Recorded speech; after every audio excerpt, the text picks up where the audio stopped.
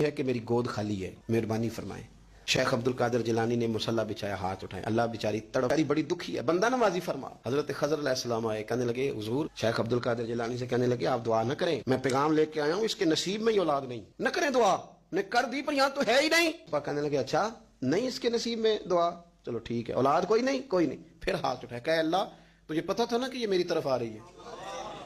اور اللہ تجھے علم تھا نا میرے دروازے تک آ گئی ہے، اور مالک تجھے پتا تھا نا دعا کا کہے گی اور میں دعا کروں گا، تو جانتا تھا نا۔ اچھا میں سمجھ گیا، اب یہ لوگوں سے جا کے کہے گی میں عبد القادر تک بھی ہوا یوں پر میرا کام نہیں بنا، ملا کچھ نہیں، یہ کہے اور دو آنسو شیخ عبد القادر جیلانی غوث پاک، اللہ اچھا ٹھیک ہے، یہ کہے گی نا میں ہوا یوں، ٹھیک ہے کوئی حرج نہیں، لفظ کہے حضور غوث پاک نے تو جناب خضر وہیں کھڑے کہنے لگے عبد القادر تیرے بھی قربان جاؤں، اور تیرے رب کے تیرے ساتھ پیار کے بھی قربان جاؤں۔ رب فرماتا ہے بولیے کتنے بیٹے چاہیے بی بی کو، آپ کیجئے بات، تو غوث پاک فرمانے لگے چونکہ میرے گھر آئی ہے تو رب سے فرمائے 7 بیٹے تو